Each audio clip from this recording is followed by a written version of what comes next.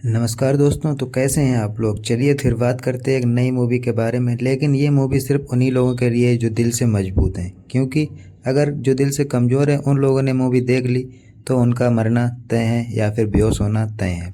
तो हाँ दोस्तों, बात करते हैं एक ऐसी मूवी जो कि 2025 में आई है, जिसकी 6-5 सीरीज पहले ही आ चुकी हैं। ये 6वीं मूवी है, the final destination blood lines 2025।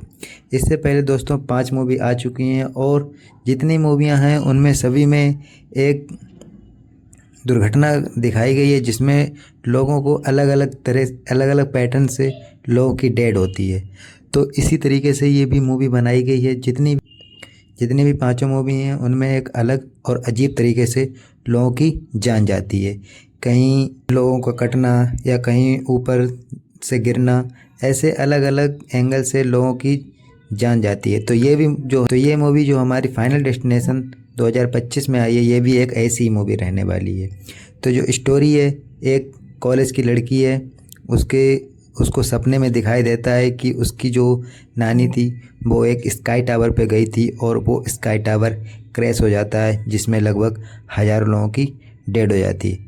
तो इससे आश्चर्यजनक होकर वो अपने घर पता लगाती है अपने नानी के बारे में। तो जब वो वहाँ पहुँचती है तो उसे पता चलता है कि उसकी जो नानी है वो पागल हो चुकी है और एक बंद कमरे में रहने लगी है। तो वो अपनी नानी से मिलने का फ़ैसला करती है और जाती है। लेकिन उसकी नानी बताती है कि अगर वो बाहर जाएगी तो मौत उसका इंतज़ार कर रही है।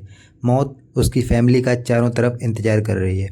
जो मौत हो रही थी वो फैमिली में एक पैटर्न से हो रही थी, यानी कि पहले सबसे बड़े मरेंगे, फिर उनसे छोटे छोटे मरते चले जाएंगे। इसीलिए जो उसकी दादी थी वो एक घर में रहने लगी थी। उसने सीख लिया था मौत से बचना, यानी कि वो अपने आप को बचा रही थी जिससे उसकी फैमिली है वो सुरक्षित रहे।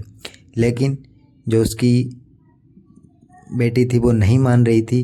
फिर उसने जब लाइव प्रूफ दिखाया अपनी जान देकर, बहुत ही ख़तरनाक तरीके से उसकी नानी की डेड हुई थी, तब उसको थोड़ा यकीन आया। और जब उसको अलग अलग विजुअल दिखने लगते थे मौत होने के, फिर उसने अपने घर पर सभी को बताया कि सभी लोग बच कर रहें, क्योंकि हम लोगों की डेड एक पैटर्न से हो रही है जिसमें एक एक करके सब लोग मरेंगे। लेकिन कोई भी उनकी बात नहीं मानता है। जब पहला व्यक्ति मरता है तो उन लोगों को उस पर विश्वास हो जाता है और फिर वो एक दूसरे को बचाने में लग जाते हैं। लेकिन मूवी में कोई भी नहीं बच पाता है। हर एक व्यक्ति की अलग अलग तरीके से और दर्दनाक मौत होती है।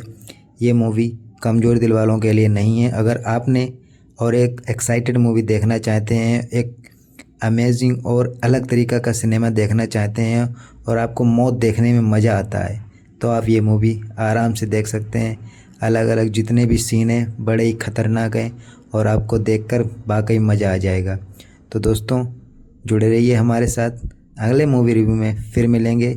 जय हिंद, जय भारत।